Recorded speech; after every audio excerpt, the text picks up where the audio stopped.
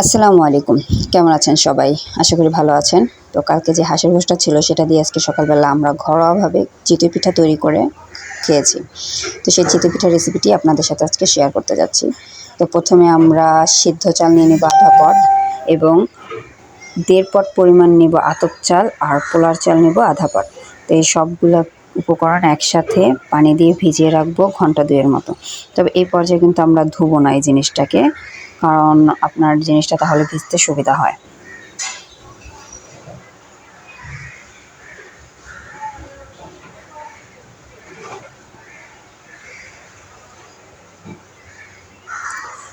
তো এই 2 ঘন্টা পরে যখন এটা ভিজে ফুলে উঠবে তারপরে এটাকে আমরা ভালো করে ধুয়ে পানি দিয়ে সরাসরি ব্লেন্ড করে নেব। তো পানির পরিমাণটা এখানেই দিয়ে নেব।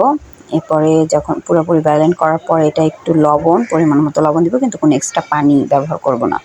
তো আপনাদের যদি ঘনত্ব বেশি হয়ে থাকে তাহলে পানি ইউজ করতে পারেন, তবে আমি এখানে কোনো পানি দিইনি। আমি ডিরেক্টলি যে ব্লেন্ড করেছি যে পানিটা দিয়ে সেই পানিতেই আমাদের হয়ে গেছে।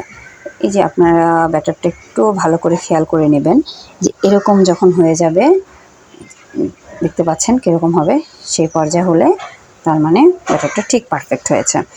এটা যতটুকু বিট করবেন তত ভালো, ততটুকু আপনার জন্য ভালো। তারপরে এটা বিটিং হয়ে গেলে আমরা এটাকে 10 মিনিটের জন্য রেস্টে রাখবো।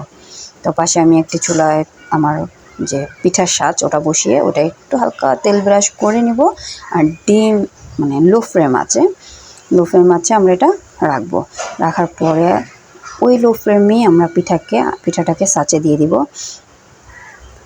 সাঁচে দিয়ে ওটা আমরা ঢাকনা দিয়ে সম্পূর্ণভাবে ঢেকে 2 থেকে 3 মিনিটের মতো ঢাকনা দিয়ে ঢেকে রাখবো। 3-4 মিনিট পরে আপনি দেখতে পাবেন যে পিঠাটা ফুলে এরকম হয়ে গেছে। তো ভিডিওতে বুঝতে পারছেন যে কী অবস্থায় আছে পিঠাটা। একটা আপনাদের সুবিধার্থে আমরা ভেঙে দেখাচ্ছি। এই যে দেখেন, এটার ভিতরে কিন্তু সম্পূর্ণ হয়ে গেছে, প্লাস কোনো কাঁচা বা লামস বা কিছুই নেই, এবং পুরোটাই সফট হয়েছে। এই তো আজকে সকালবেলা আমার ছোটোখাটো খাবার চিতই পিঠা দিয়ে হাঁসের গোশ। যদি ভিডিওটা ভালো লেগে থাকে আর আপনাদের কিছু জানার থাকে তো অবশ্যই কমেন্ট করবেন এবং লাইক অ্যান্ড শেয়ার করে দেবেন। ধন্যবাদ।